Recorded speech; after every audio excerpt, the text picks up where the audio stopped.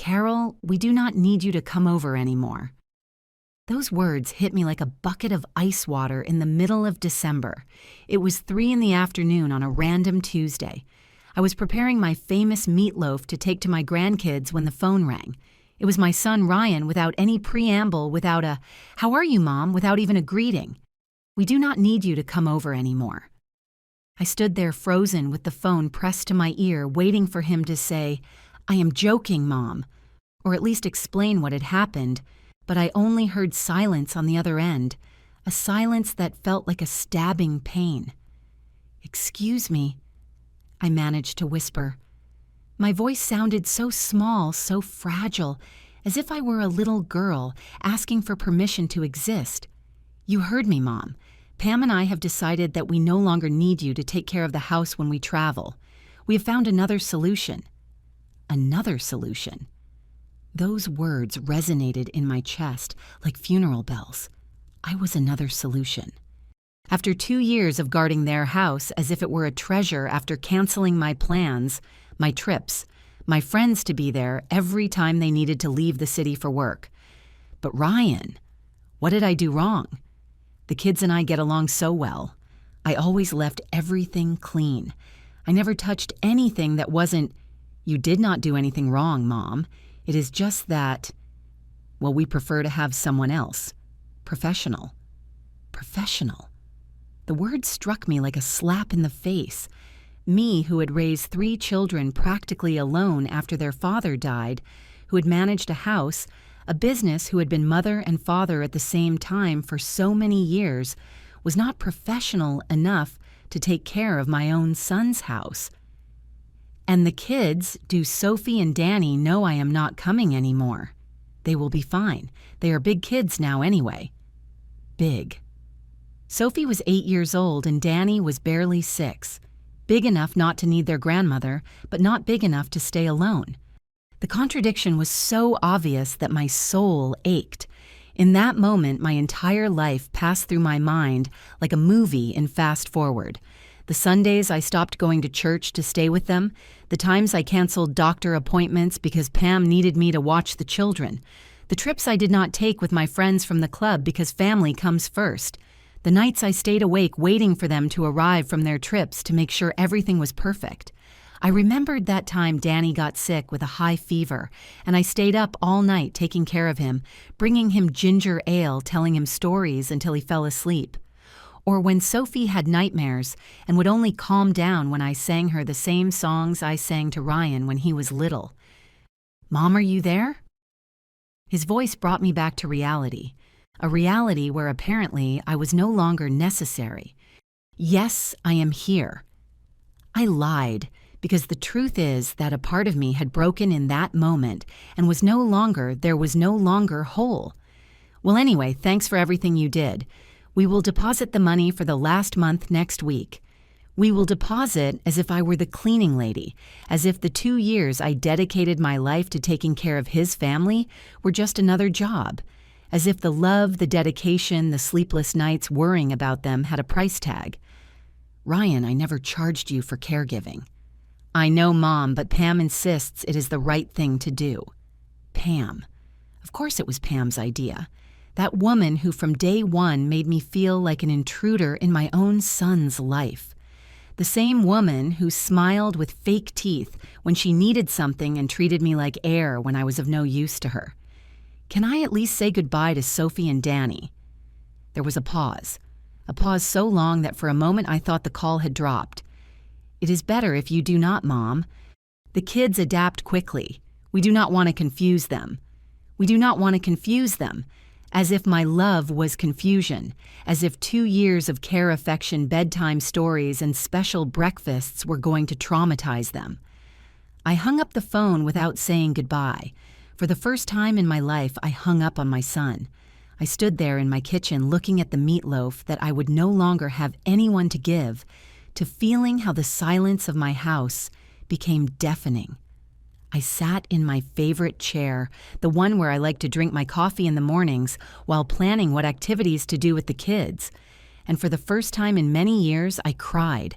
I cried like when I was a little girl and did not understand why I was being scolded.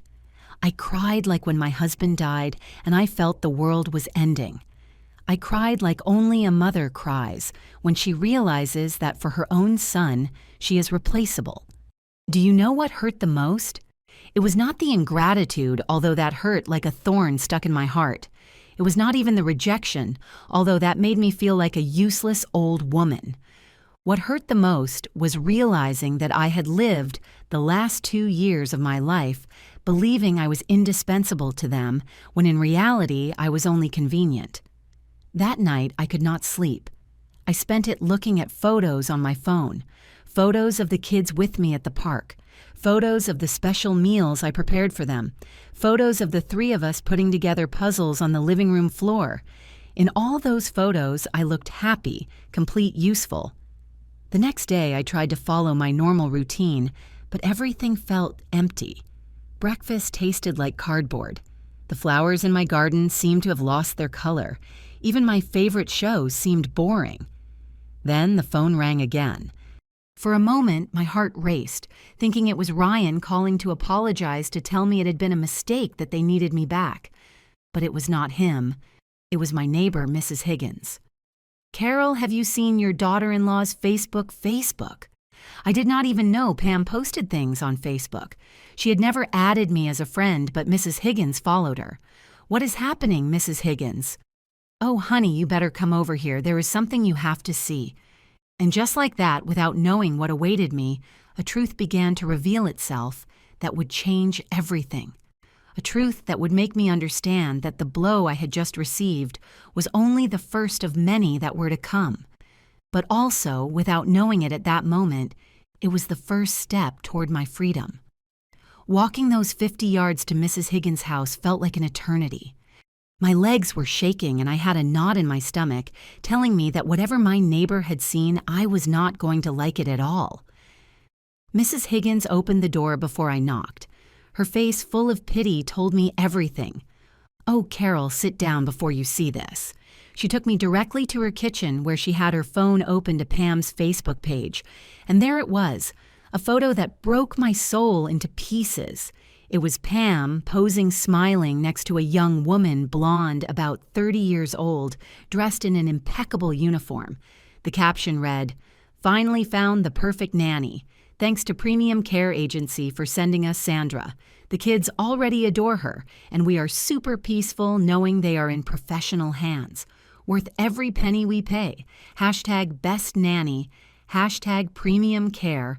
Hashtag happy family." I stared at that photo as if it were a car accident. I could not look away even though every second hurt. "Premium care," I murmured. Mrs. Higgins nodded with sadness. "It is an exclusive nanny agency, Carol.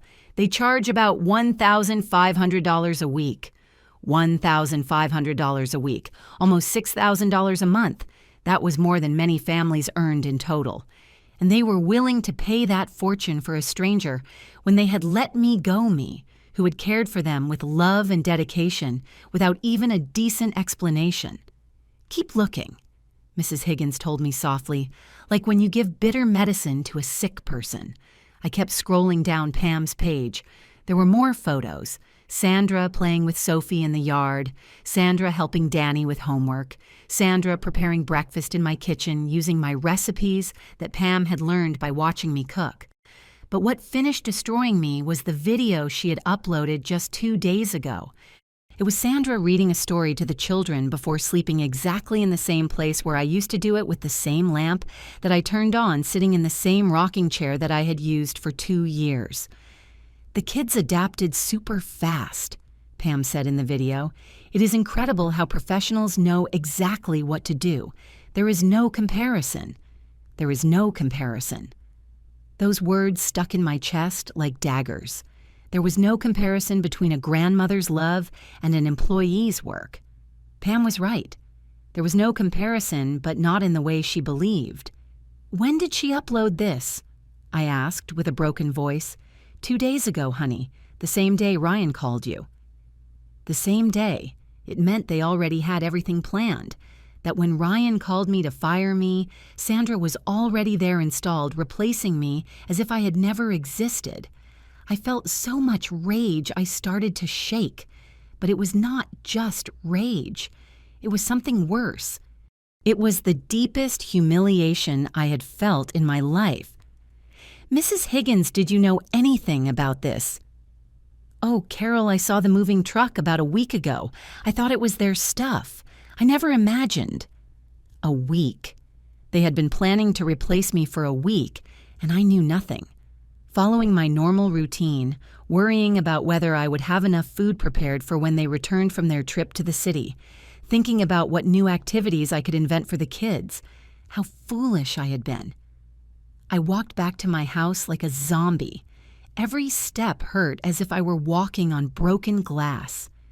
Once inside, I sat in front of my computer and did something I never thought I would do. I created a Facebook account. I needed to see more. I needed to torture myself a little more, apparently. When I managed to enter Pam's profile, I found a treasure trove of stabs. There were photos of Sandra with the kids dating back 2 weeks. Comments from Pam's friends asking about the new nanny. Replies where Pam explained that finally they had decided to invest in professional care. Invest in professional care.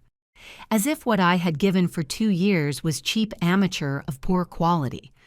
But the worst came when I started reading the older comments.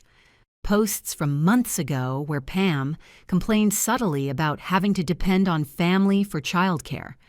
Comments where she mentioned that free things sometimes come out expensive. Likes on posts about the importance of setting boundaries with meddling in-laws.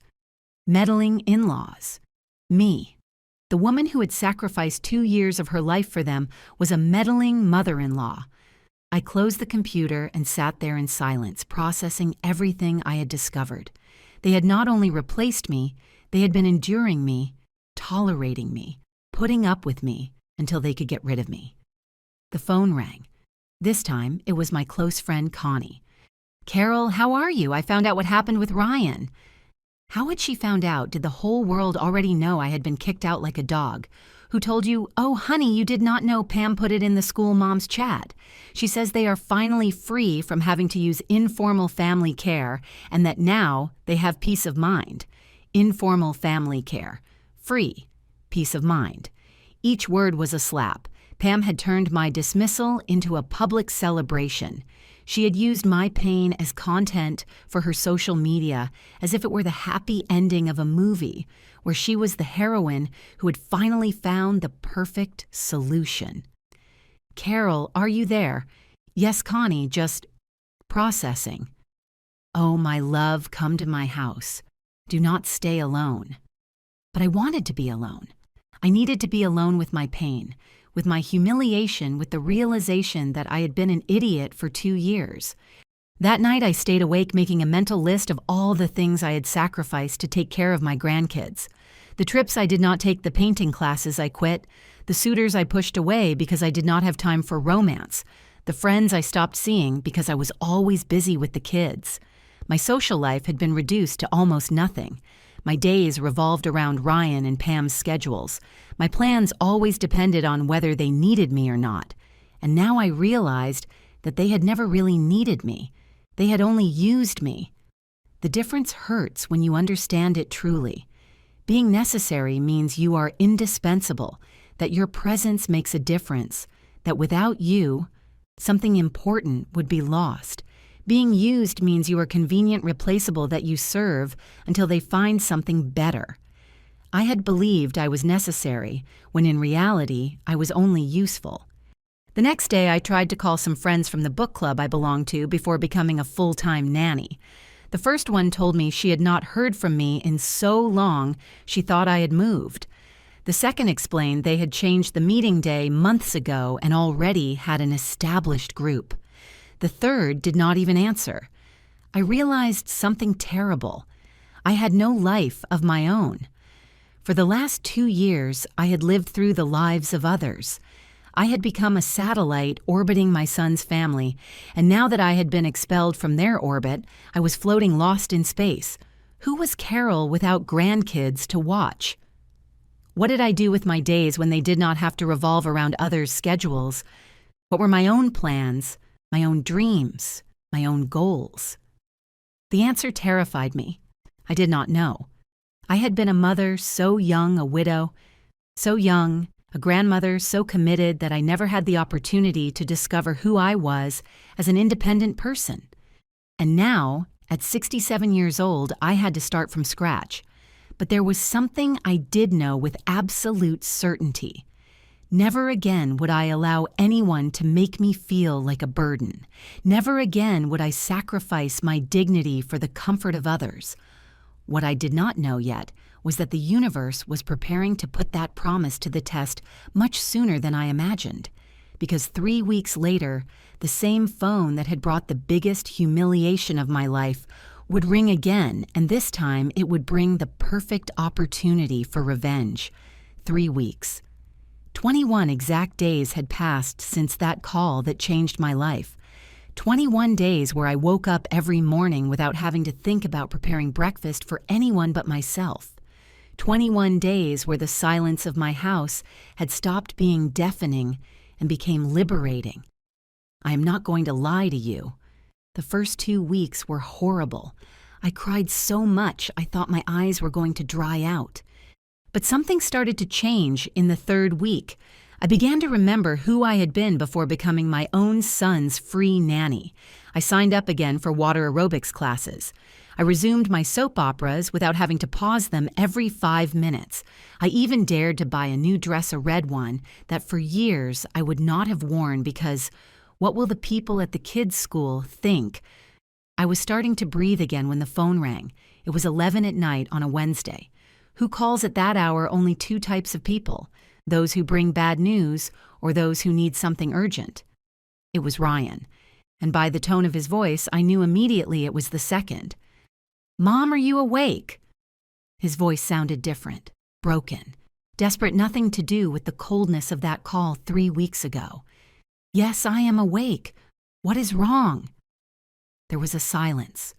Those silences that feel eternal because you know that on the other side, someone is building up the courage to say something horrible. "Mom, we need to talk to you." We? Pam was there too. Probably both on the phone planning what to say, how to say it. "It is very late, Ryan. Can it wait until tomorrow?" "No, Mom, it is urgent. It is about, well, we are going through a very difficult situation." Very difficult situation. The same words he had used when he got divorced the first time and needed me to lend him money for the lawyer. The same words he used when he lost his job 5 years ago and needed me to pay his rent for 3 months. What kind of situation? "Mom, I got fired from my job." There it was, the naked truth. The same man who 3 weeks ago had told me I wasn't professional enough to watch his kids. Now he was calling me because he needed something. When did that happen? About 2 weeks ago. 2 weeks? That meant he fired me from my job as his free nanny when he already knew he had lost his. The hypocrisy was so big my stomach hurt. "And you are just telling me now." It is just that. We thought we could solve it alone. But things got ugly, Mom. Very ugly. We thought we could solve it alone. Just like they thought they could solve their childcare with a nanny costing $1,500 a week. How ugly! Another silence. This time I heard whispers in the background. Pam telling him what to say, probably. "Mom, they are going to foreclose on the house." Foreclose on the house?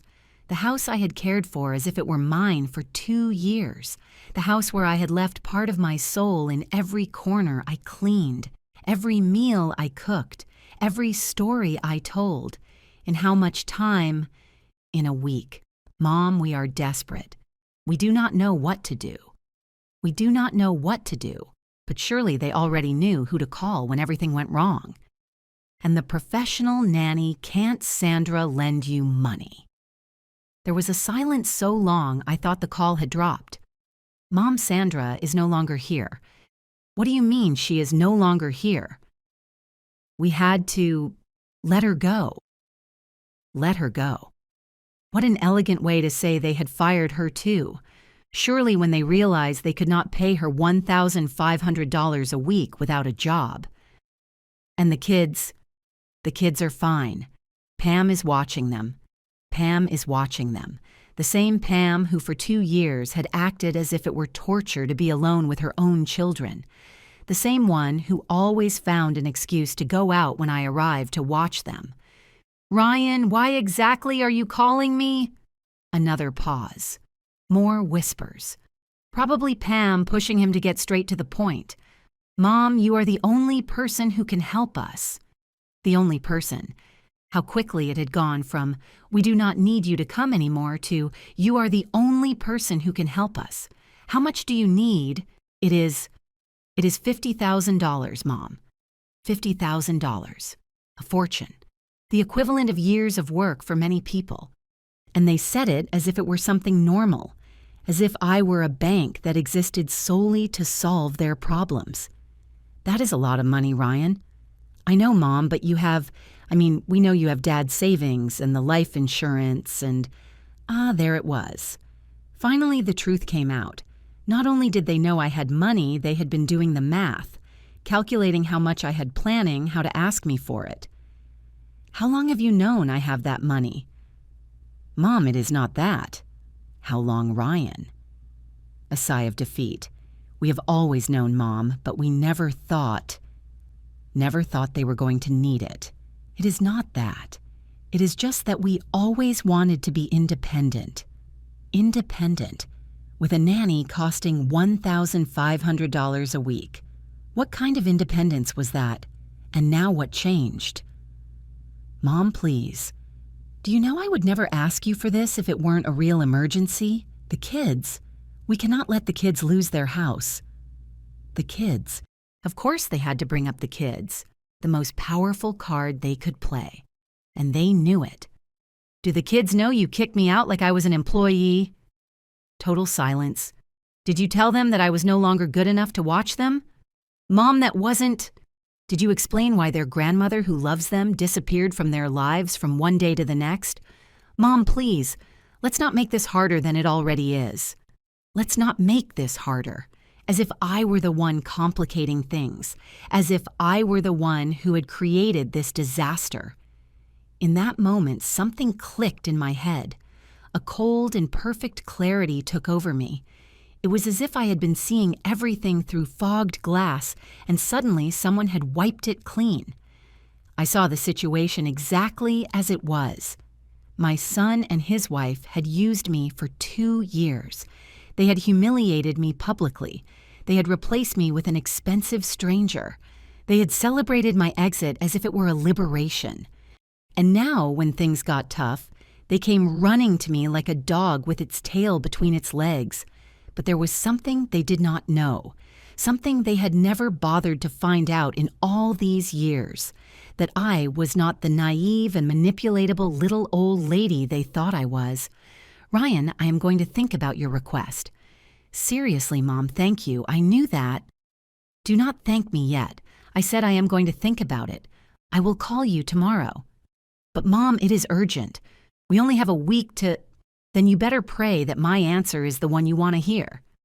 I hung up the phone before he could respond. I stood there, sitting in my living room, looking at my reflection in the black screen of the television. And for the first time in 3 weeks, I smiled. Not a sad or forced smile, a real smile. A smile that came from somewhere very deep inside me that had been asleep for a long time. Because I had just realized something wonderful. I held all the cards in my hands, and for the first time in years, I was going to decide how this game was played. My son had made a very big mistake by underestimating me.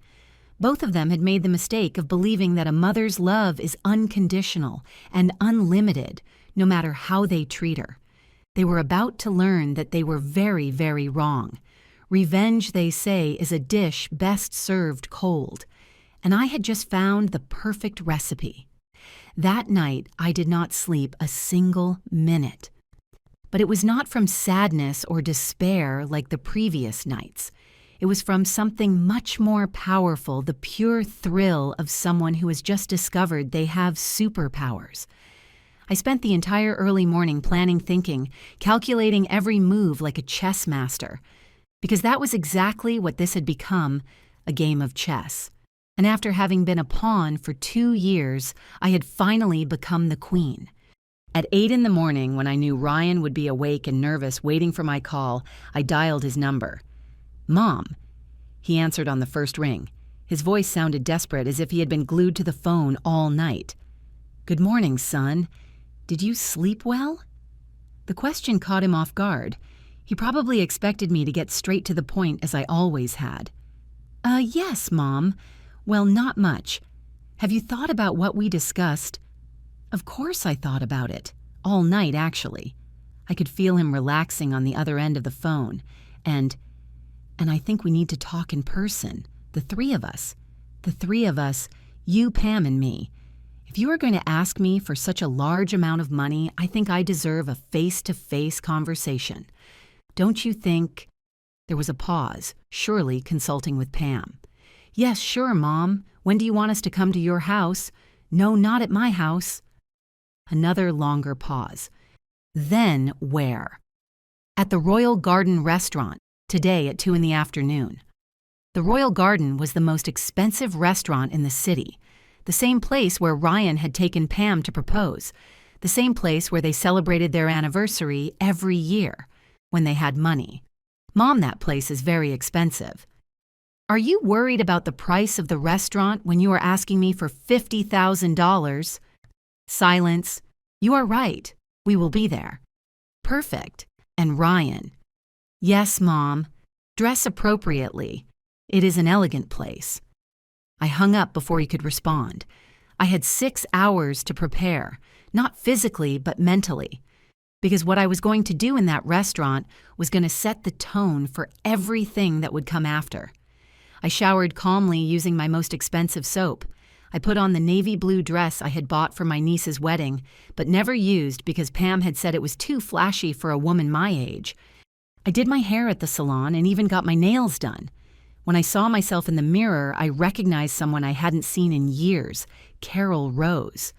Not the begging grandmother, not the free nanny, not the convenient mother-in-law. Me, the woman who had carried a business forward after being widowed, the one who had raised 3 children practically alone, the one who had faced life head-on when everyone told her she couldn't. I arrived at the restaurant 15 minutes before the agreed time.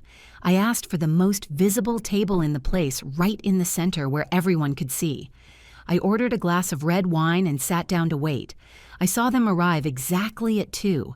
Ryan with a suit that hadn't fit him well in years. Pam with a dress that tried to look elegant, but you could tell it was from a department store. They looked nervous, uncomfortable, like scolded children going to speak with the principal. They greeted me with kisses on the cheek as if we were a normal family meeting for a normal lunch, as if nothing had happened a month ago. "You look very good, Mom," Ryan said as he sat down. "Thank you. Lately I have had time to take care of myself." Pam shifted uncomfortably in her chair. The comment had reached its destination. The waiter arrived, an elegant young man who clearly recognized the class of place where he worked. "Have you decided what you are going to order?" "I want the grilled salmon with vegetables," I said, without even looking at the menu.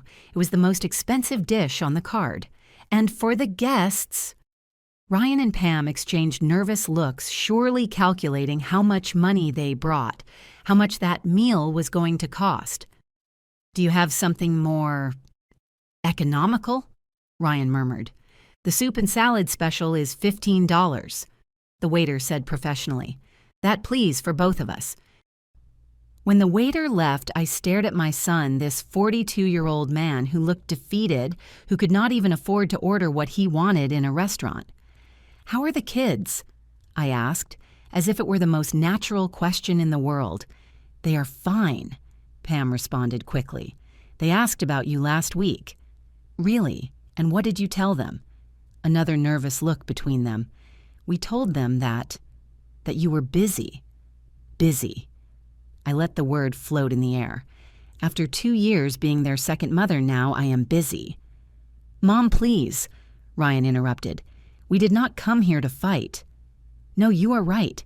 You came because you need money." The rawness of my words made them shrink.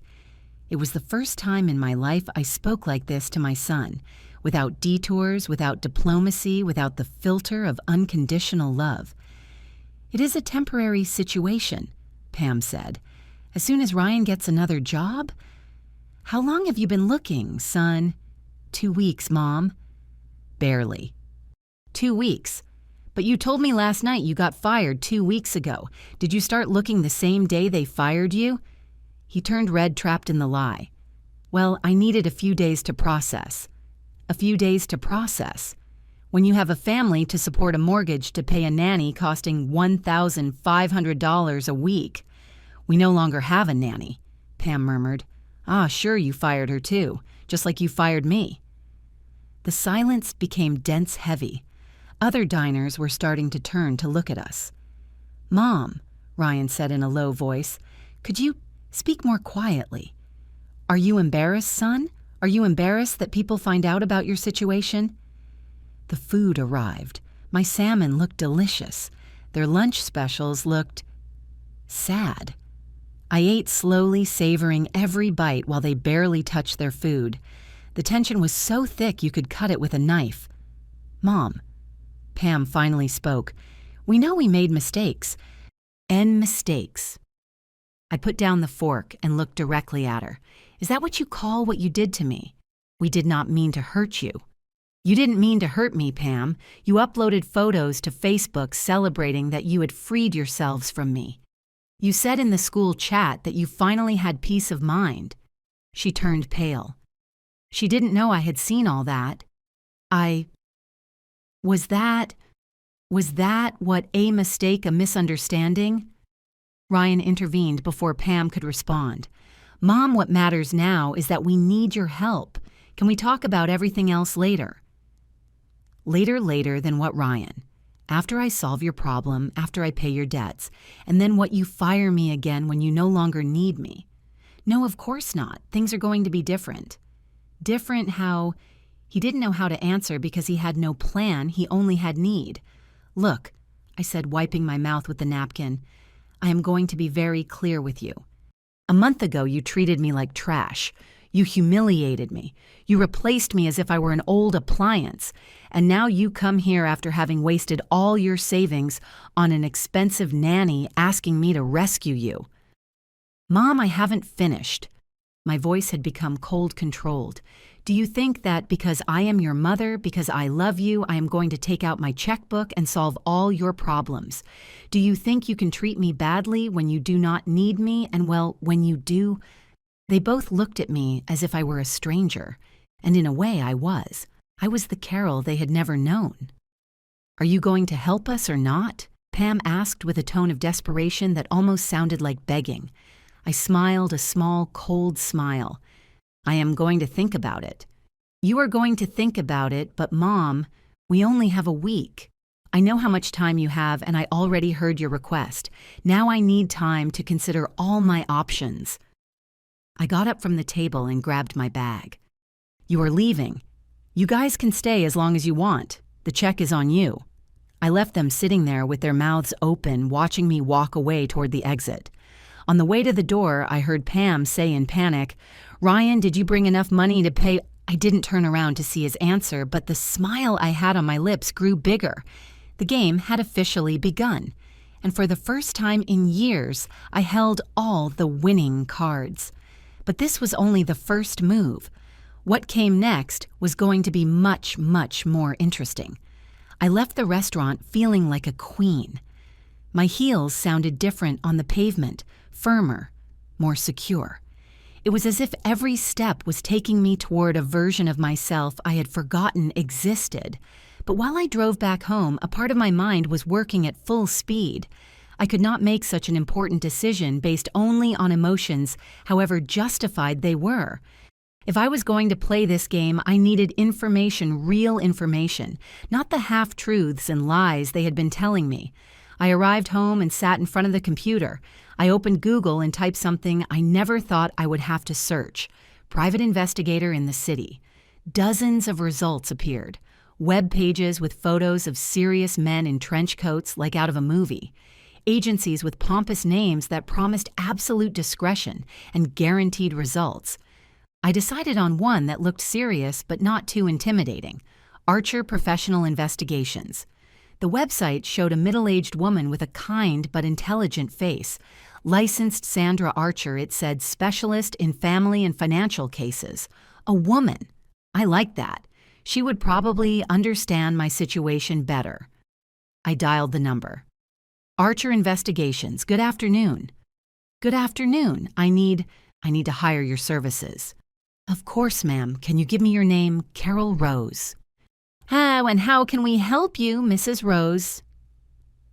I stayed quiet for a few seconds. How do you explain to a stranger that you want to investigate your own son?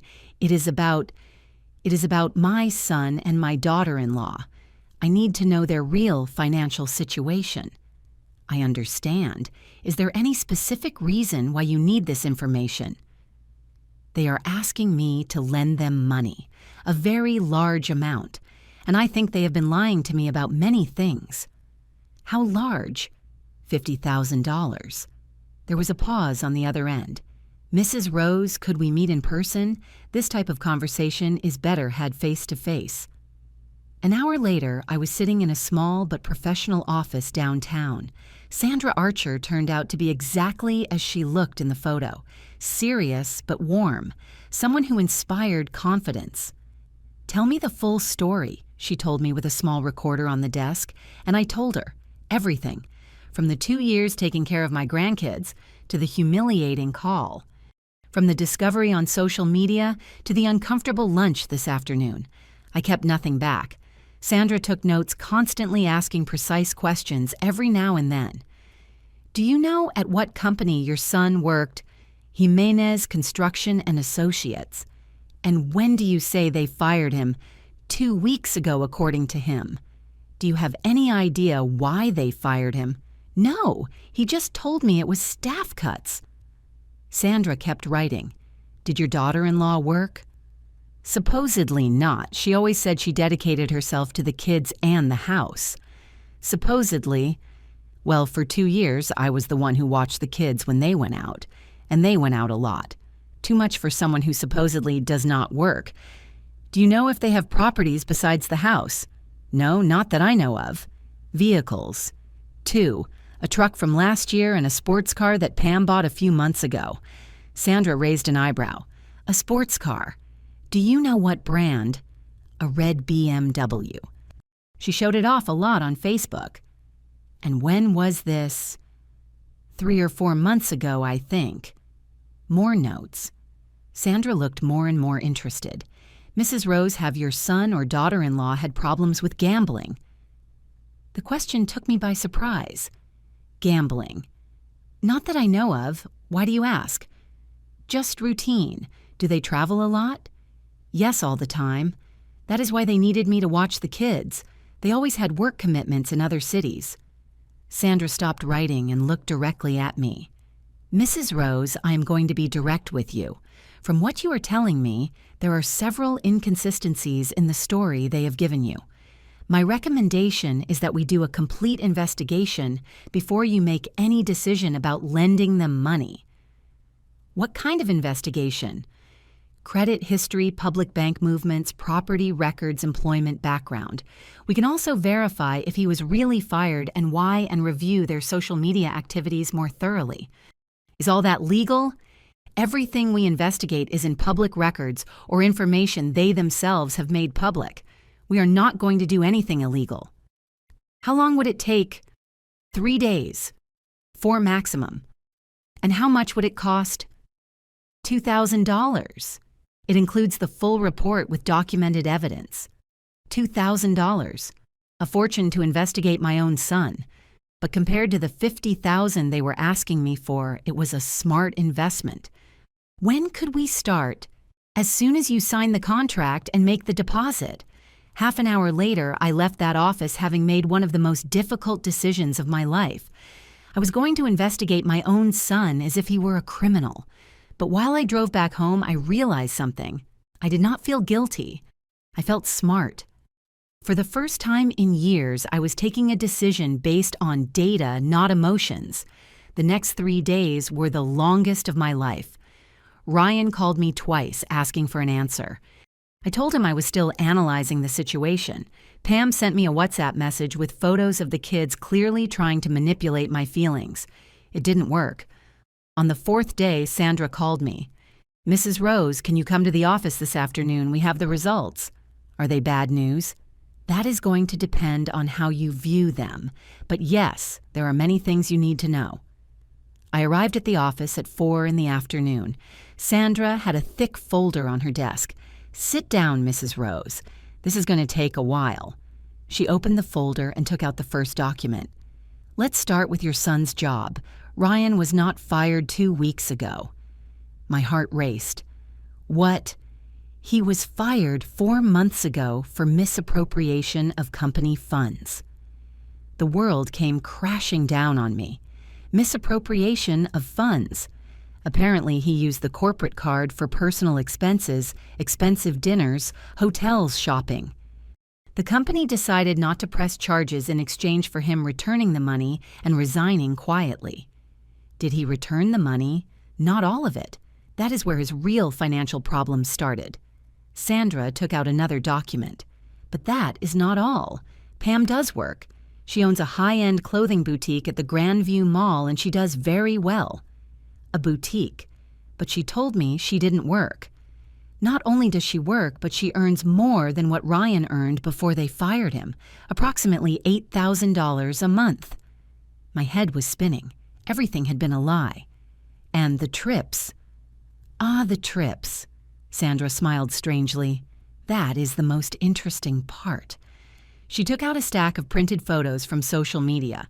"Look at these photos from the work trips. Las Vegas, Cabo, Miami. Do you recognize them?"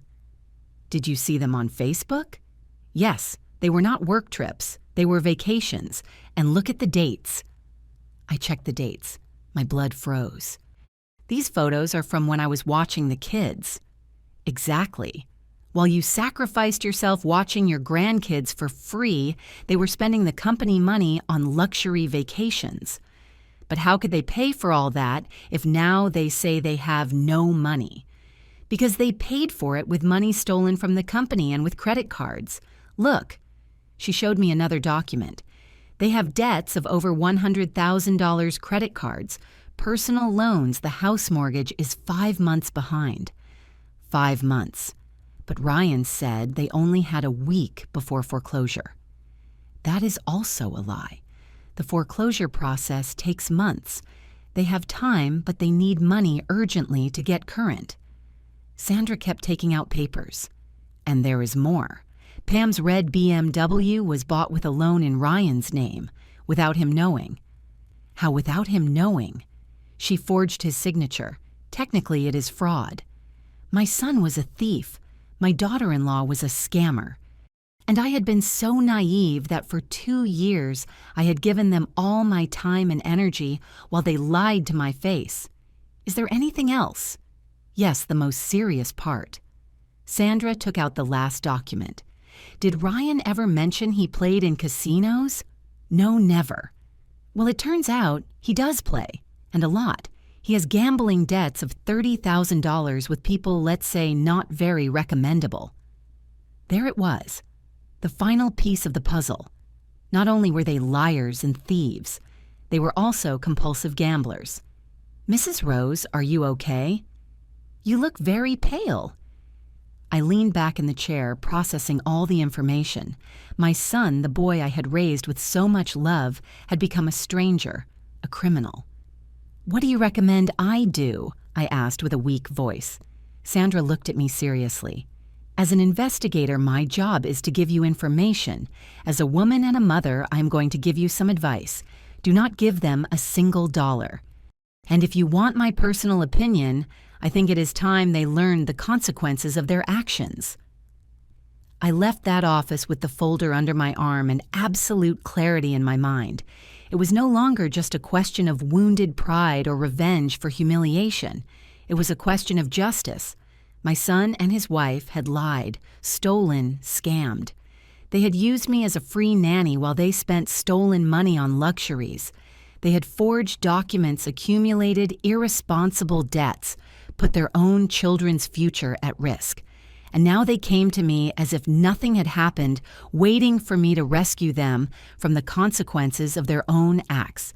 But Carol Rose was not going to be the savior this time. This time, I was going to be the teacher. And the lesson I was about to give them was going to be one they would never forget.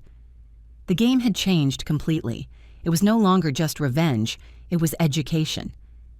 That night, I couldn't sleep. Not from nerves, but from the pure excitement of someone about to execute the perfect plan. I spent the time reading and rereading Sandra's report, memorizing every detail, every lie, every documented betrayal. The next day at 9 a.m. on the dot, I called Ryan. "Mom." His voice sounded desperate, as if he had been waiting for my call all night. "Good morning, son. How did you wake up?" "Bad, Mom, very bad. Last night, we almost didn't sleep, thinking about—" "Relax, Ryan. I am calling you because I have already made a decision." I heard his breath catch. "And I am going to help you." The scream of joy he gave was so loud I had to pull the phone away from my ear. In the background, I heard Pam celebrating as if they had won the lottery. "Mom, thank you." "You don't know how much this means to us. I knew you wouldn't abandon us. You wouldn't abandon us, as if they hadn't abandoned me first. But Ryan, my help comes with conditions." The silence was immediate. "What kind of conditions?" "Come to my house this afternoon at 5. The 3 of you. The 3 of us. Mom, Pam, cannot leave the kids alone. Bring the kids. It has been a while since I've seen my grandkids." Another pause. Surely consulting with Pam. "Okay, Mom, we will be there." I hung up the phone and smiled. The show was about to begin. I spent the whole morning preparing myself. Not physically, but mentally. I rehearsed every word, every gesture, every moment of what was going to happen. Because this had to be perfect. Only one chance to do things right. At 5 on the dot, the doorbell rang. I opened the door, and there they were. Ryan, nervous in his wrinkled suit, Pam faking a smile that didn't reach her eyes, and my grandkids. Sophie and Danny ran toward me screaming, "Grandma," with that pure joy only children have. I hugged them tight, breathing in their scent of baby shampoo and candy. For a moment, all the pain and rage vanished. These children were innocent in all of this. "Why haven't you come over in so long? Grandma," Sophie asked me with those huge eyes that broke my heart. "Because your parents said they didn't need me anymore, my love." I responded looking directly at Pam. She turned red as a tomato. "Kids go play in the garden," she said quickly. "No," I stopped them. "The kids stay. This conversation includes them." Ryan and Pam exchanged nervous glances. "Mom, maybe it would be better." "Sit down, everyone." My tone allowed no argument. They sat in the living room like scolded students waiting for punishment. "Good." I began pacing in front of them like a teacher. "Ryan told me you need $50,000 to save your house." "Yes, Mom, it is urgent, the bank." "The bank that has given you a 5-month extension." He stood there with his mouth open. He didn't expect me to know that. "Mom, Ryan is your mother, stupid." "What? No, of course not. Is your mother easy to fool? I don't understand. Did you think I was going to give you such a large amount of money without investigating first?" The color drained from his face. Pam looked like she was going to vomit. "Mom, we didn't what, Ryan? Didn't lie to me when you said you just lost your job? Didn't lie to me when you said Pam doesn't work? Didn't lie to me about the trips? Didn't lie to me about everything?"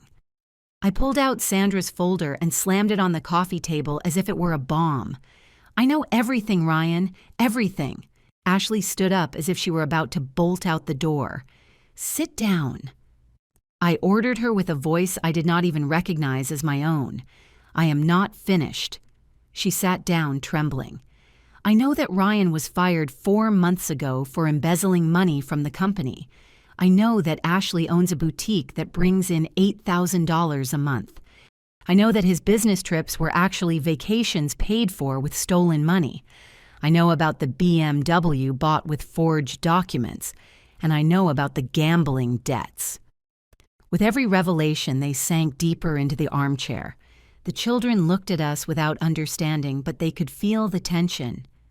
"Grandma," whispered Sophie, "why are Mommy and Daddy crying?" Ashley was crying silently. Ryan had his head in his hands. "They are crying because they lied to their grandma, my love," I told Sophie. "And lying is wrong, isn't it?" The little girl nodded with her big eyes. "But you know what, my loves?" I continued kneeling in front of the children. "Even though your parents behaved badly with me, I love you both very much, and I am going to help them." Ryan lifted his head with desperate hope. "Really, Mom?" "Yes, I am going to help you, but not the way you expect." I stood up and headed toward the kitchen. "Kids, go play outside. The adults have to talk." When they ran out to the yard, I returned with 3 contracts I had prepared that morning. "These are the terms of my help," I said, placing the papers in front of them. Ryan picked up the first contract and started reading. His face went through every possible emotion. "Mom, this says that I have to work as a gardener at your house for 6 months. That is correct.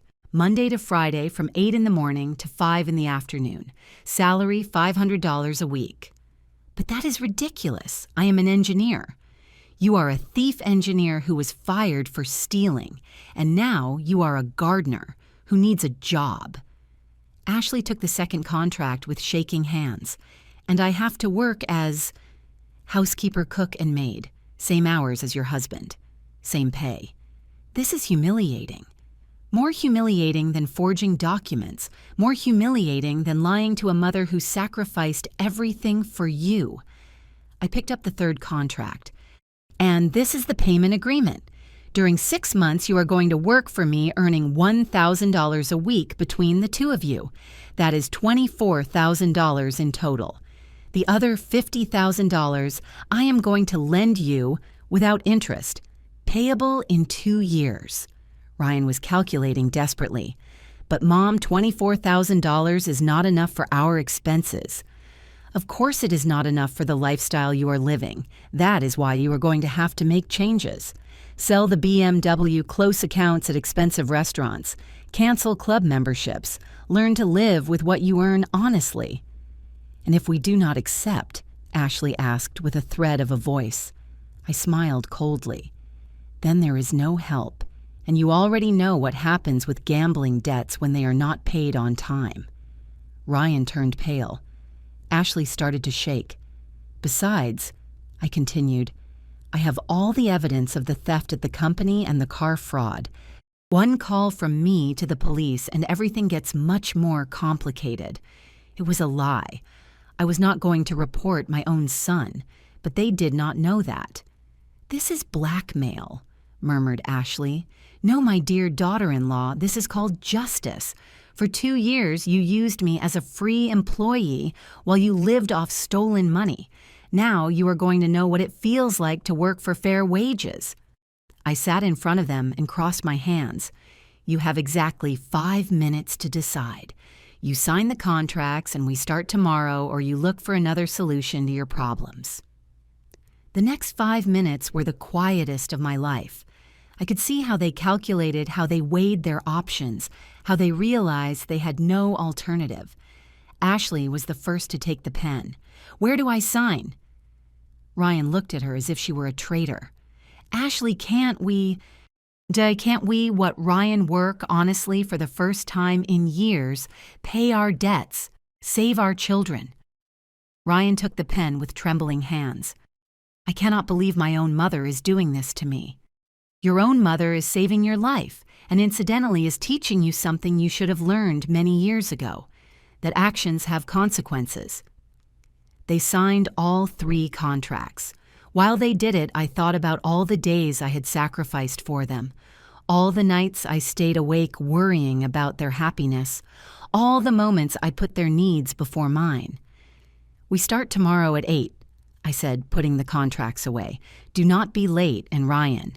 "Yes, Mom, bring clothes that can get dirty. My garden needs a lot of work." When they left, I stood watching through the window as they loaded the children into the car. Sophie waved at me from the back window with her little hand. For the first time in months, I felt completely at peace. Not just for the revenge, but for something deeper. For the first time in my life, I had set clear limits. I had said no more to being treated as less than what I am worth. Tomorrow, the most interesting part of my plan was going to begin. To see if my son and daughter-in-law had the dignity to keep their word, or if they would try to escape the consequences once again. Either way, I had already won. I had recovered my power, my voice, my self-respect, and that was priceless. At 10 minutes to 8 the next morning, I was standing at my kitchen window drinking my coffee when I saw Ryan's car arrive. He parked in front of my house as if it were the first time he was visiting. I saw them get out of the car. Ryan was wearing old jeans and a worn-out t-shirt as if he were a teenager going to help his aunt with the yard. Ashley was wearing a simple dress and flat shoes, but even in the simplest clothes, you could tell she was not used to working with her hands. I did not go out to receive them. I let them ring the doorbell and wait. "Good morning," I said when I finally opened the door, looking them up and down like a boss evaluating new employees. "Good morning, Mom," murmured Ryan, unable to hold my gaze. "Mrs. Harrison," I corrected him. "During working hours, I am Mrs. Harrison. You are my employees, not my family." Ashley opened her mouth to protest, but Ryan stopped her with a look. "Yes, Mrs. Harrison." "Perfect. Ryan, the gardening tools are in the shed in the backyard. I need you to fix the entire garden. It is a disaster because for 2 years I did not have time to take care of it. I was too busy taking care of others." The message was clear as water. Ryan nodded and headed toward the yard. "Ashley, you come with me. I am going to show you the kitchen and the house rules." I took her to the kitchen where I had left a handwritten list stuck to the refrigerator. "Do you know how to read?" I asked with feigned sarcasm. "Of course I know how to read." "Perfect. There are your tasks. Wash all the clothes, iron clean, the entire house, prepare lunch and dinner. Everything must be impeccable when the day ends." Ashley read the list and her face fell apart. "This is the work of 2 people, not 1.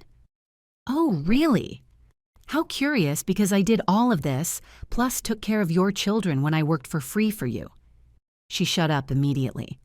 "The detergent is under the sink, the iron in the utility room, and the ingredients for the food in the refrigerator." "Oh, and Ashley, I hope my meals are as good as the ones I prepared for your children for 2 years. I remember you always said I cooked acceptable for an older lady." She turned red with shame. I had never forgotten that comment, even though she said it in a low voice, thinking I was not listening. I sat in my favorite chair on the patio with a magazine from where I could perfectly see my 2 new employees working. Ryan struggled with the lawnmower as if it were his first time using it. It probably was. During all the years he lived in my house, I never asked him to help with the garden. I always thought he had more important things to do. How wrong I had been. Ashley appeared on the patio carrying a basket of damp clothes to hang. She looked exhausted, and she had only been working for 2 hours. "Is everything okay, Ashley?" I asked, without looking up from my magazine. "Yes, Mrs. Harrison. You know it is curious. When I took care of your children, you always found time to go to the salon, to go shopping, to have lunch with friends. How did you manage to have so much free time?" She did not respond, but her hands trembled while she hung a shirt. I remember now, because you had a free employee at home. Your mother-in-law who worked like a donkey so you could live like a queen. Mrs. Harrison, You what, Ashley?" She stayed quiet, concentrating on the clothes with feigned intensity. "Because I remember very well all those times you arrived from your important meetings with shopping bags and freshly done nails, while I had spent 10 hours taking care of your kids." At 12 noon exactly, I yelled from my chair. "Lunchtime. I want my food served in the dining room in 15 minutes. Ashley ran toward the kitchen as if her life depended on it. Ryan let the mower drop and stood there sweaty and exhausted. "Ryan, you can eat later. First you serve your boss." My own son served me lunch with hands dirty from the soil like a farmhand, and I am not going to lie. A part of me enjoyed every second. "You know, Ryan," I said while eating the chicken and rice Ashley had prepared, "this lunch is good, but not as good as the ones I prepared for you when I took care of your children." "Mom, please." "Mrs. Harrison," I corrected him immediately. "And it is not Mom who is speaking to you. It is your boss. And your boss is remembering all those times you came home and found freshly made food-bathed children, a clean house, and you never said thank you." He kept staring at the floor. "How many times did you say thank you to me in 2 years, Ryan's silence? I am going to help you with the answer. 0, not a single time." Ashley came out of the kitchen drying her hands with a rag. "Mrs. Harrison, do you need anything else?" "Yes, sit here." I pointed to the chair in front of me. "I want to talk to you." She sat down nervously like a student called to the principal's office. "Do you remember that time Sophie got sick with a high fever?" She nodded slowly. "You and Ryan had an urgent meeting in Cabo. Do you remember what you told me when I called you to tell you the girl had a temperature of 104 degrees? Her face turned pale. "You told me. Oh, mother-in-law, you already know what to do. That is what you are there for." And you hung up. I didn't what? Didn't hang up on me, didn't leave me alone with a sick child while you had fun at the beach. Ashley started to cry silently. "I stayed awake all night taking care of her. I lowered her fever with cold compresses. I gave her her medicine every 4 hours. I told her stories so she wouldn't be afraid. And when you returned 3 days later, do you know what your first question was?" She shook her head. "Did the milk run out? You didn't even ask how your daughter had been." Ryan shifted uncomfortably in his chair. "And you, Ryan, you didn't even go up to see Sophie. You went straight to shower because you smelled like the beach." "Mom, I was tired from the trip." "Mrs. Harrison," I yelled, standing up from the table. "And I don't care if you were tired. I was awake for 3 nights in a row taking care of your daughter." The silence that followed was so dense it could be cut with a knife. I sat down again. I recovered my composure. "Do you know what is the saddest part of all this? During 2 years, I believed I was part of a family. I believed my sacrifice made sense because I was helping the people I loved. But you never saw me as family."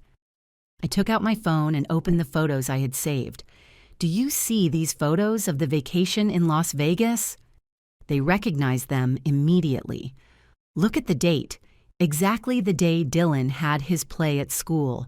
The day he cried because his parents didn't go to see him." Ryan stood up abruptly. "Enough. I'm not going to keep taking this." "You are not going to keep taking what the truth. This is not work. It is psychological torture." I stood up slowly and looked him directly in the eyes. "Ryan, for 2 years you tortured me psychologically, making me believe I was important to you when I was only convenient. You made me feel guilty when I couldn't take care of the children. You criticized me when things were not perfect. You treated me like an employee when you needed me, and like a nuisance when you didn't. But you are my mother."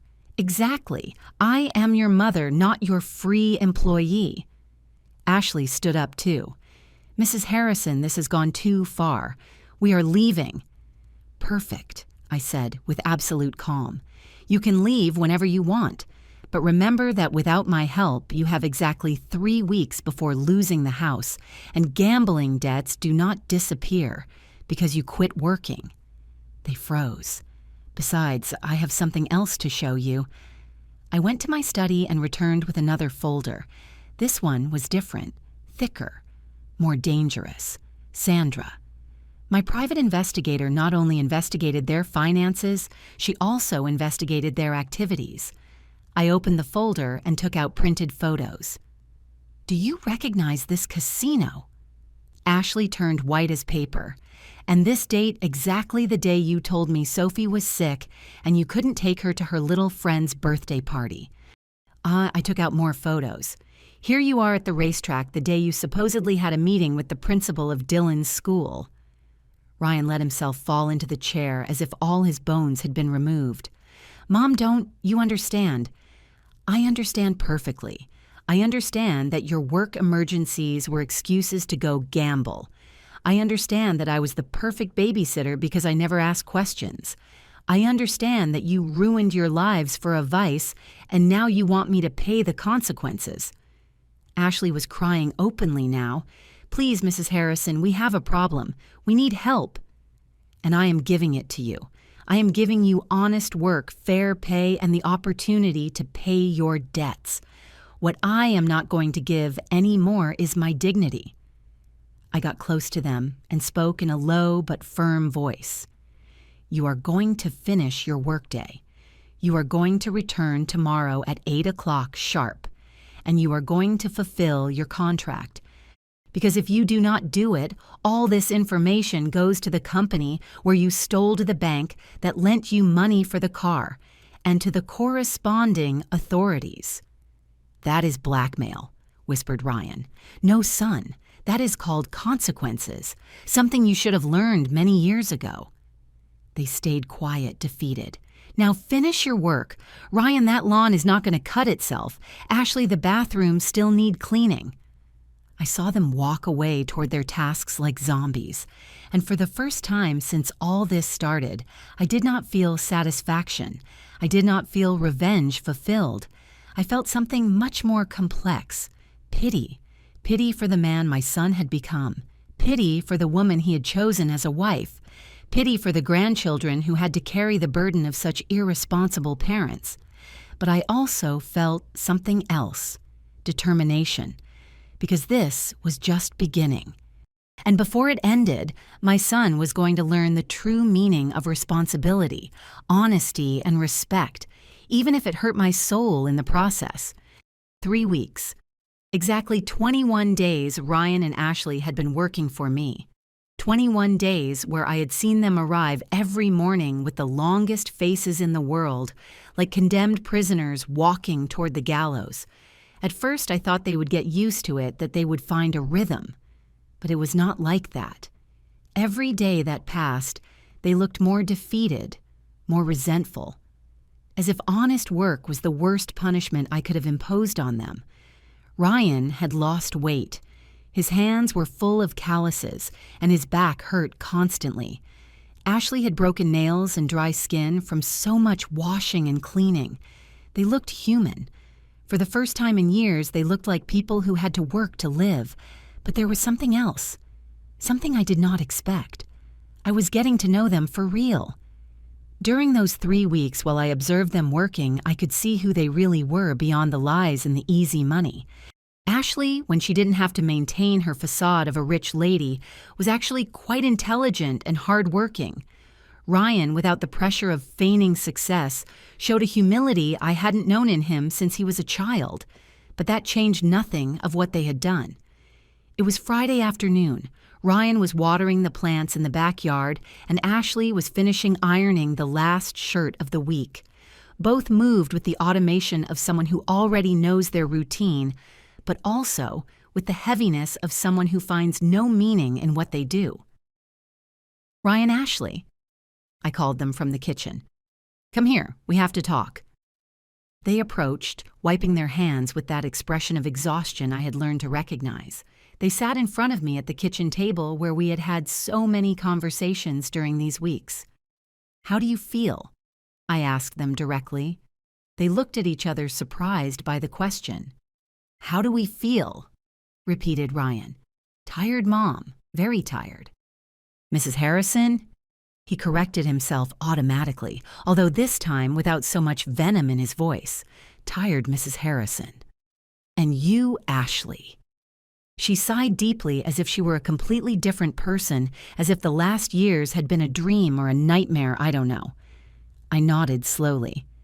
Do you know what I have been thinking about these weeks? They shook their heads. I have been thinking about whether you really learned anything from all this. We learned that working honestly is very hard, said Ryan with bitterness, and that money earned with effort is valued more, added Ashley in a low voice, and they stayed quiet. Did you learn that the people who love you are not disposable tools? Ryan lowered his gaze.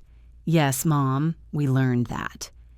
This time, I did not correct him for calling me Mom. Did you learn that lying has consequences? Yes, whispered Ashley. Did you learn that your children need responsible parents, not rich parents? They both nodded, and I saw tears in Ashley's eyes. I stood up from the table and went to my study. I returned with a different folder, one they had never seen. There is something I need to tell you. Something I should have told you a long time ago.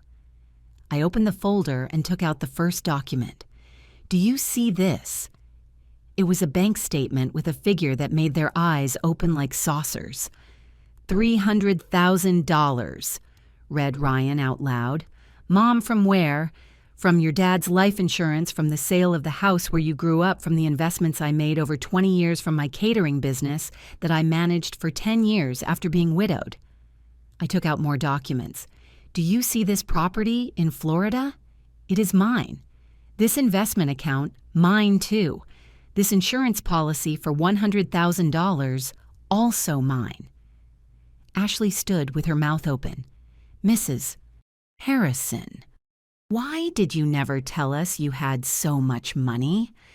I smiled sadly. Because I wanted you to love me for who I am, not for what I have. I took out another document. During these 2 years that I took care of your children, you treated me as if I were a poor old woman who had nothing better to do with her time. You made me feel as if I should be grateful for allowing me to take care of my own grandchildren. Ryan looked completely confused. But Mom, if you had so much money, why did you live so modestly? Because I don't need luxuries to be happy, son. I don't need expensive cars, nor designer clothes, nor constant trips to feel that I am worth something. I took out the last sheet from the folder.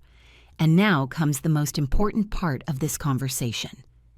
It was a copy of my will.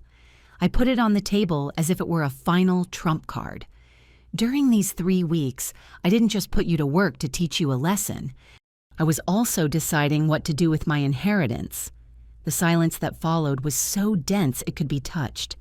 Your inheritance, asked Ashley with a thread of a voice. Yes, Ashley, my inheritance. The nearly $500,000 in assets that were going to be for you and your children when I died. We're going to be, repeated Ryan slowly. Exactly, we're going to be. I picked up the will and held it in front of them.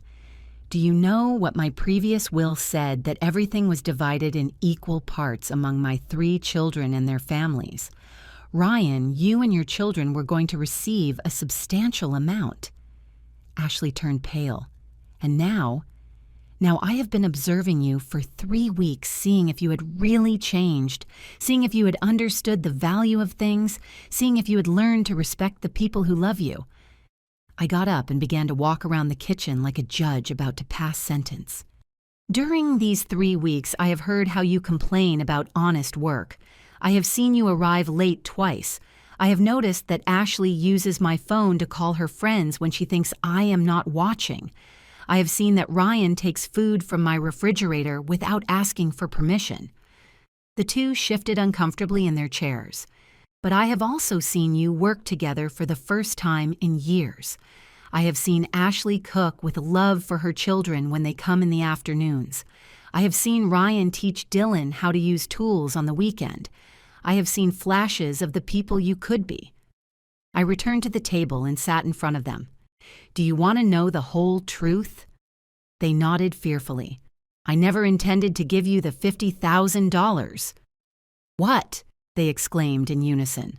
All this was planned from the moment you asked me for money. The investigation, the work contracts, the humiliations, everything. Ryan stood up from the table as if he had received an electric shock. Everything was a plan. Everything. From the first day. Why? Yelled Ashley. Why did you make us suffer so much if you never intended to help us? I stood up too, but my voice remained calm. Because you needed to suffer a little to understand the suffering you caused me. Because you needed to work honestly to value the work I did for free for 2 years. because you needed to feel humiliated to understand how you humiliated me." "That is cruel," yelled Ryan. "Cruel, more cruel than throwing me away like trash after 2 years of sacrifice. More cruel than lying to me for months. More cruel than using my unconditional love to cover your vices." "But we are your family." "Exactly. That is why it hurts so much." The silence that followed was charged with years of pain, resentment, and unspoken truths. Finally, Ashley spoke in a very low voice. "So you are not going to help us with the money?" I smiled mysteriously. "I didn't say that." The confusion on their faces was total. I said I never intended to give you the $50,000 the way you asked for it, as if it were your right, as if I were your personal escape plan. I picked up the new will I had prepared. But after these 3 weeks, I have made a different decision. I opened the document and began to read. I, Carmen Rose Harrison, in full use of my mental faculties, declare as my sole universal heirs my grandchildren Sophie Harrison and Dylan Harrison under the following conditions. Ashley fainted in her chair. Ryan turned white as paper. "Mom, you can't do that." "It is already done, Ryan. Signed before a notary yesterday afternoon. My children are going to inherit everything.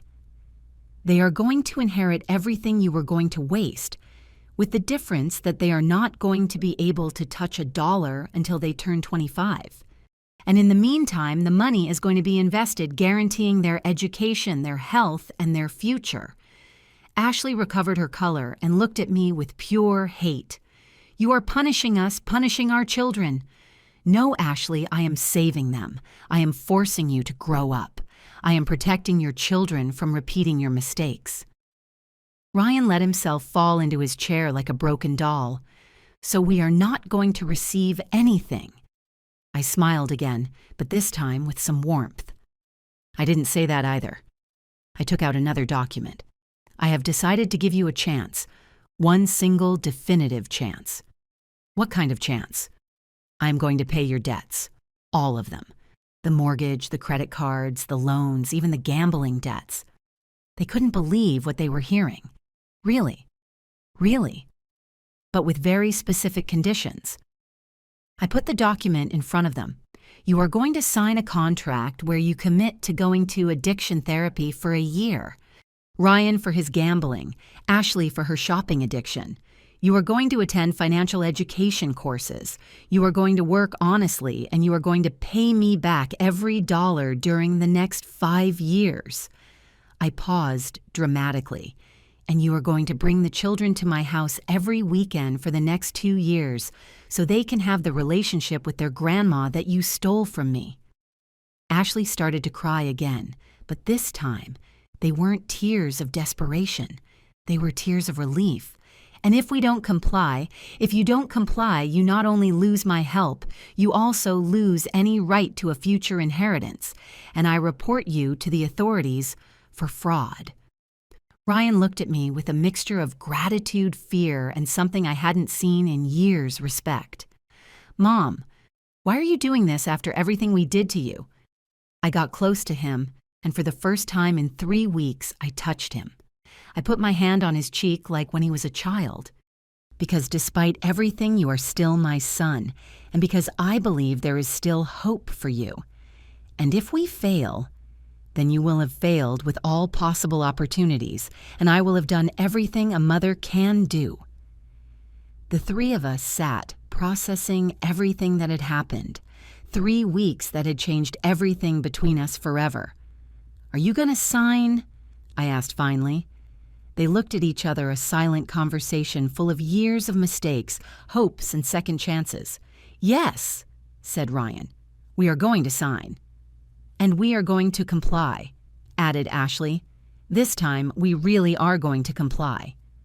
While I prepared the documents for the signature, I thought about something I hadn't expected, that maybe, just maybe, I had found the way to recover my family without losing my dignity.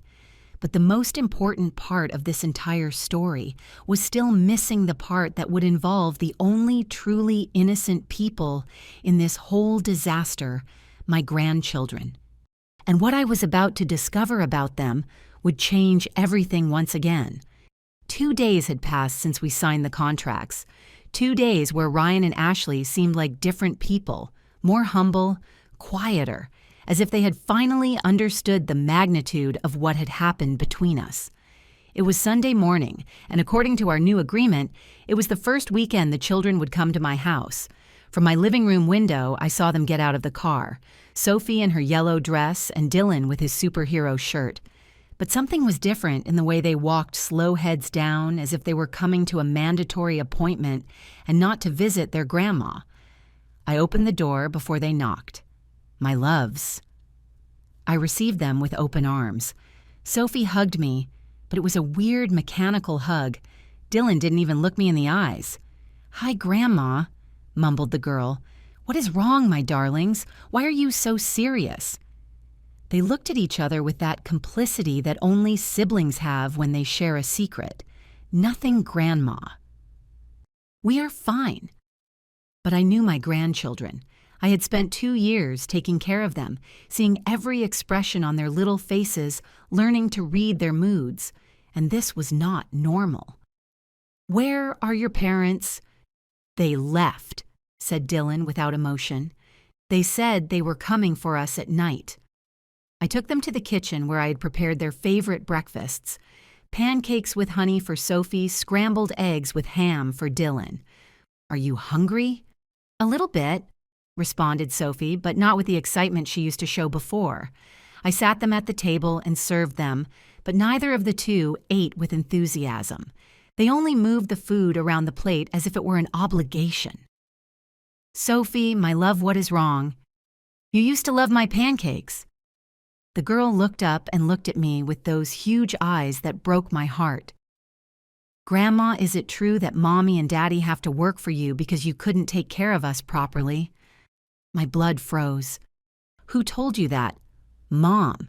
She said you had to hire Sandra because you couldn't take care of us the way it should be anymore, and that now Daddy and Mommy have to pay you back by working for you." Dylan nodded without looking up from his plate. "And that's why we can't have nice things anymore, because all the money has to be given to you." I sat slowly in front of them, feeling my heart break into pieces. Ashley had turned my own grandchildren into weapons against me. "Do you believe that?" Sophie shrugged. "I don't know, Grandma. Mom says that before everything was easier when Sandra took care of us. That Sandra knew how to play with us and do fun things." "And what do you think? Was it better with Sandra?" The two stayed quiet for a very long moment. Finally, Dylan spoke without looking at me. "Sandra was pretty and young and knew how to use video games."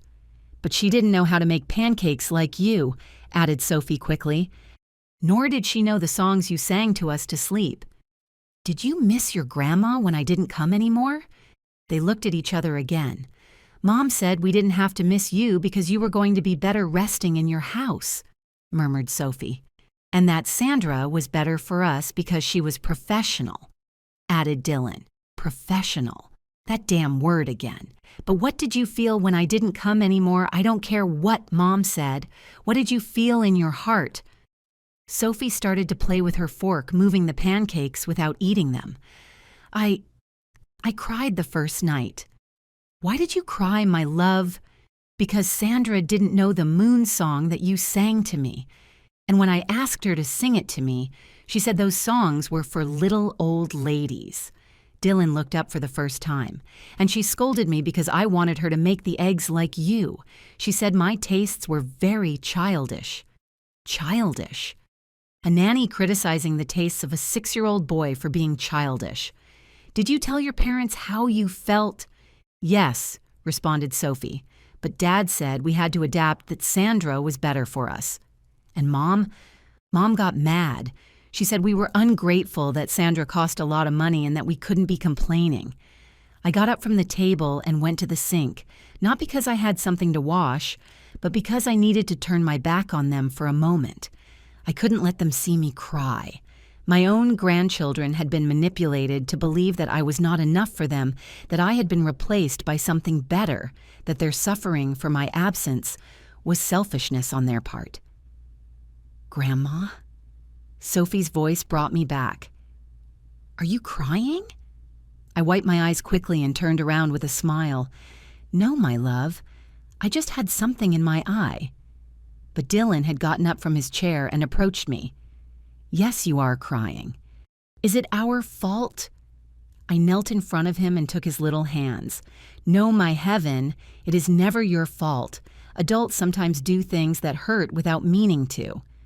Like when Mommy and Daddy argue about money and we get scared. My heart tightened. Do they argue a lot about money? All the time, whispered Sophie, getting close too. Since Sandra left, Mom yells at Dad that it is his fault they don't have enough to pay for things, and Dad says Mom spends too much. And what do they tell you? That we have to be good and not ask for things because there is no money, responded Dylan. But then Mom buys herself new shoes and says they are for work. And what do you think about all that? They stayed quiet again, but this time it was a different silence, as if they were gathering courage to say something important. Grandma, said Sophie finally, can I ask you something? Of course, my love. Is it true that you don't want to take care of us anymore because we are very naughty? The question hit me like a punch in the stomach. Who told you that?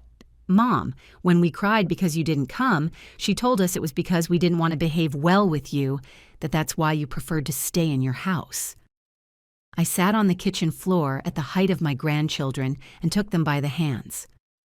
Listen to me very well, my loves. That is not true, not even a little bit. No, never. You are the most beautiful, smartest, best children in the whole world, and your grandma loves you more than anything in life.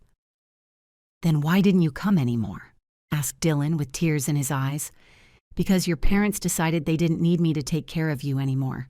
But not because you behaved badly, but because adults make dumb decisions sometimes. Like when Dad lost his job for doing bad things, asked Sophie innocently. I froze. Do you know that? We heard them talking on the phone, explained Dylan. Dad was crying and saying he had done very bad things at work and that's why they had fired him. And Mom was yelling at him that it was his fault we were going to lose the house, added Sophie. These children had heard and seen everything. They knew much more than their parents believed. Are you afraid of losing your house? They both nodded. And what do you feel about all that? Sophie started to cry. I am scared, Grandma. And I want everything to be like before, when you came and made us feel safe. Dylan started to cry too. I also want you to come again. Sandra was mean to us when Mom and Dad weren't there. She yelled at us and told us we were spoiled brats. I hugged them with all the strength of my heart, feeling how their pain mixed with mine. You know what? I told them, wiping their tears. From now on, you are going to come to my house every weekend. They are going to be our special days. Really. Really. And we are going to do all the things we like. Cooking, games, movies, stories before sleeping.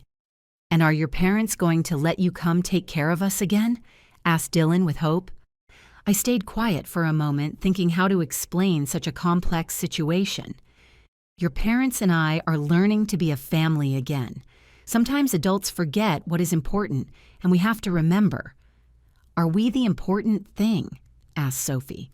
The important thing is you, yes, but it is also treating each other well with respect and love. Dylan separated from me and looked at me very seriously. Grandma, can I ask you for something very important? Whatever you want, my heaven. Can we live with you? We don't want Mommy and Daddy to yell at us about money anymore, and we miss being with you. Sophie got excited with the idea. Yes, we can live here. Your house is quieter and smells nice, and there is no yelling. My heart stopped.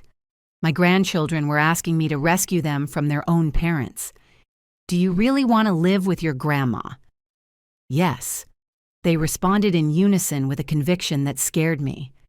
And your parents are going to miss you. They looked at each other again. "We love them," said Sophie carefully, "but we don't like it when they are angry all the time. With you, we feel safer." In that moment, I understood something I hadn't expected. My grandchildren hadn't just been victims of their parents' manipulation. They had also been victims of all the tension, the yelling, the instability they had lived in their house for months. They weren't asking to live with me on a whim. They were asking me for refuge. "Do you know what we are going to do?" I told them, taking a decision that was going to change everything. "We are going to talk to your parents all together, and we are going to find the best solution for everyone." "Are they going to force us to go back if we don't want to?" asked Dylan with fear. "Nobody is going to force you to do something you don't want. Your grandma is going to ensure that." I hugged them again, but this time it was different. It wasn't just love I felt. It was a fierce, primitive determination to protect these children who had suffered too much for the mistakes of adults. Ryan and Ashley had played with me for 2 years. They had used my love as a tool. They had manipulated my grandchildren to feel guilt for missing me. But now they had crossed a line they shouldn't have crossed. They had hurt the children, and I was not going to forgive them for that so easily. The war was not over. In fact, a completely different battle had just begun. One where the most innocent victims were also the most powerful cards. And for the first time in months, I wasn't sure if I really wanted this story to have a happy ending. At 7 o'clock at night, sharp Ryan and Ashley arrived to pick up the children. I saw them from the window. They looked tired, defeated, but there was something different in the way they walked together, as if these weeks of work and humiliation had united them in some strange way. Sophie and Dylan were in the living room watching a movie, but since I had told them their parents were coming for them, they had become nervous. Sophie was biting her nails, and Dylan hadn't let go of my hand in an hour. "Grandma," whispered Sophie when the doorbell rang, "do you remember what we talked about?"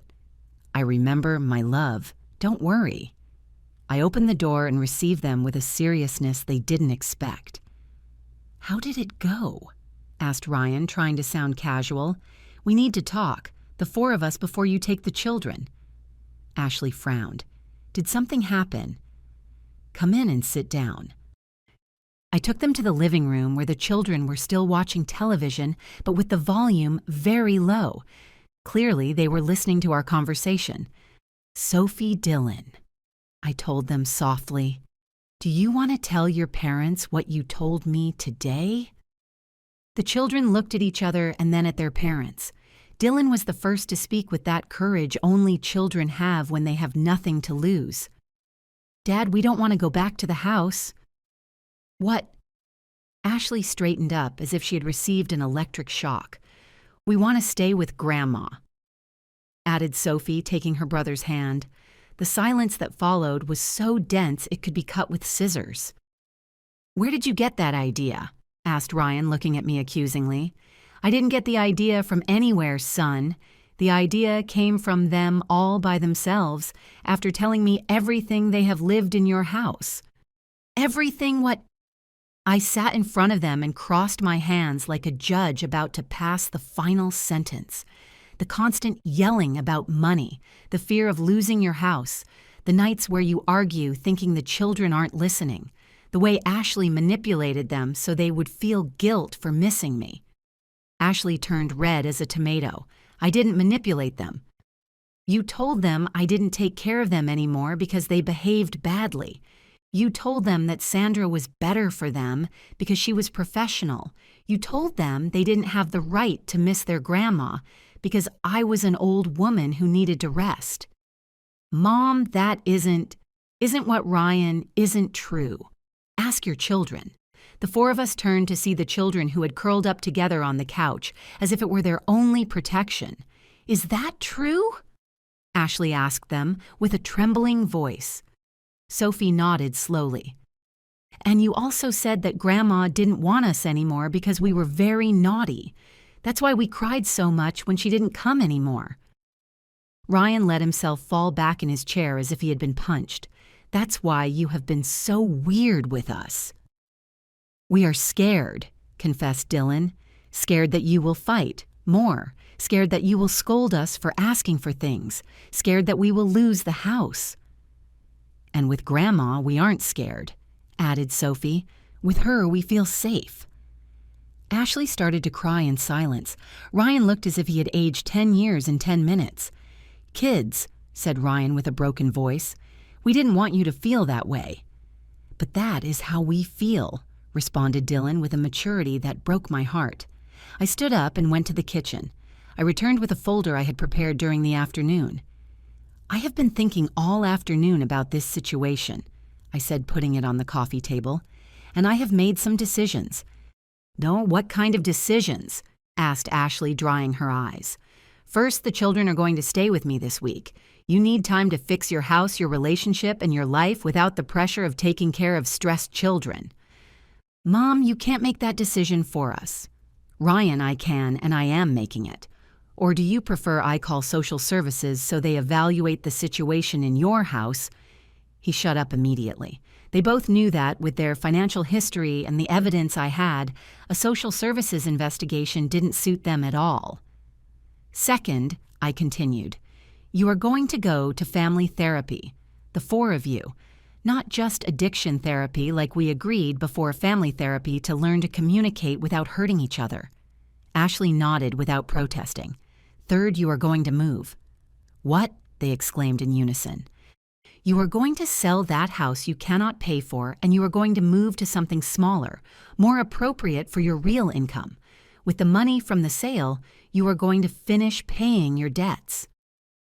But Mom, that house is a symbol of everything you did wrong, Ryan. It is too expensive, too big, too pretentious for what you really need, and it is full of memories of fights and stress. I opened the folder and took out the first document. I already found 3 options for smaller houses in good neighborhoods, close to decent schools, with payments you will be able to handle with honest work. You already went to see houses without us? Asked Ashley, surprised. I went this morning while you were working. Why does someone have to make adult decisions in this family? I took out more papers. Fourth, Ashley is going to close the boutique. What, but it is my business. Your business that you use as justification to spend money you don't have. Your business that has you traveling constantly when you should be with your children. Your business that in reality is a disguised form of shopping addiction. Ashley stood with her mouth open. In its place, I am going to help you get a stable job with fixed hours that allows you to be with your children in the afternoons, and that pays enough to contribute honestly to the family expenses. And me? Asked Ryan. You are going to keep looking for a job in your field, but in the meantime, you are going to accept any honest job that appears. Without pride, without complaints, without feeling it is beneath you. I took out the last document. And fifth, the children are going to spend the weekends with me until you demonstrate that your house is a stable and happy place again. For how long? Asked Ashley. Whatever is necessary. It could be 6 months. It could be 2 years. It depends completely on you. Ryan got up and began to walk around the living room. Mom, it is like you were taking control of our lives completely. And what is the alternative, Ryan? Let you keep destroying this family with your lies, your debts, and your irresponsibility? But we are adults. Then behave like adults. My voice rose for the first time in the entire conversation.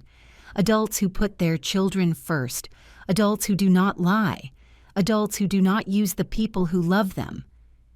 The children got scared with my scream. I got close to them immediately. I am sorry, my loves.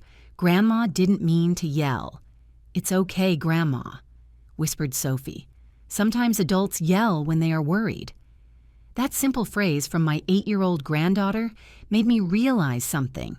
These children had matured too fast because of this whole situation. I turned toward Ryan and Ashley with a calm that surprised even me. Do you know what is the saddest part of all this? They shook their heads. That your children have learned to be more mature than you. Sophie just excused my behavior with more wisdom than you have shown in months. Ashley got up and approached the children. Kids, Mom is very sorry. I am sorry for everything you have had to listen, to everything you have had to suffer for our foolishness. And Dad is sorry too, added Ryan, kneeling in front of them. We have been very bad parents lately. Dylan looked at his parents with those huge eyes. Are you going to stop fighting? We are going to try, my love. Are we going to learn how, and are you going to let us come see Grandma without it being a punishment? The question hit me, for them coming to my house had become something similar to a punishment and obligation. Coming to see your grandma is never going to be a punishment, said Ashley with tears in her eyes. It is going to be a gift for you and for her. Sophie stood up and went to her mom. Are we really going to have a new house? Yes, my love, a house where we are truly happy. And you won't yell about money anymore. We aren't going to have money problems to yell about anymore, responded Ryan, because we are going to live with what we can pay. Dylan approached me and took my hand. Grandma, are you going to be happy too? I picked him up and sat him on my lap. I am going to be very happy, my heaven, because my family is going to be okay. Are we your family again? I looked at Ryan and Ashley, who were observing me with a mixture of hope and fear. You have always been my family, I told them. But now you are going to be a family that respects itself, that takes care of itself, that tells the truth. Ashley approached me slowly. Carmen Rose, she said, using my name for the first time in years. Can you forgive me? I already forgave you, Ashley, from the moment I decided to help you instead of abandoning you. And me, Mom, asked Ryan. I forgave you too, son. But forgiveness does not mean things go back to being like before. It means we start over with different rules. What kind of rules? I smiled, but this time it was a warm smile, not one of revenge. Rules where nobody uses anyone, where problems are spoken about with honesty, where the children are the priority, where Grandma is respected, not tolerated. The following minutes we spent planning the practical details. The children would stay with me this week while Ryan and Ashley started looking for a new house and organized their new life. They would start family therapy on Friday. Ashley would give notice at the boutique. Ryan would accept any job that appeared. When the moment came to say goodbye, something had changed in the atmosphere. It wasn't the perfect family from the movies, but it was a real family with real problems, trying real solutions. Mom, Ryan told me before leaving, thank you. Why are you thanking me? For not abandoning us when we deserved it. I am never going to abandon you, son. But neither am I going to allow you to disrespect me again. We won't do it, promised Ashley. This time, it is going to be different. This time, it is going to be different, because you are going to be different. I responded, not because I have changed. I only recovered my dignity. After they left, I stayed in the living room with my grandchildren watching a movie. Sophie was curled up on one side of me, Dylan on the other. Grandma, whispered Sophie during the commercials, is everything going to be okay? Everything is going to be how it has to be, my love. And are you going to be okay? I thought about everything that had happened in these months. The humiliation, the rage, the revenge, the manipulation, the pain. But I also thought about what I had gained. My voice, my power, the respect of my family, and above all, the respect for myself. I am going to be better than okay, my heaven. I am going to be whole. That night, after putting the children to bed, I sat in my garden with a glass of red wine, the same garden that Ryan had worked on for weeks. The plants looked beautiful, greener, and healthier than they had been in years, just like me. For the first time in a long time, I was not planning anything. I was not plotting revenge. I was not anticipating problems. I was just being Carmen Rose Harrison, not the selfless mother, not the manipulable grandma, not the victim of others' ingratitude, Just me, whole, free, in peace. And the most beautiful thing of all, I no longer needed anyone else to need me to feel that I had value. My value existed with or without them. But now that they had understood it, we could start to build something better, something real, something that looked like true love, not convenient love. Carmen Rose never sacrificed her dignity for the comfort of others again. Her family learned that true love includes respect, honesty, and clear boundaries.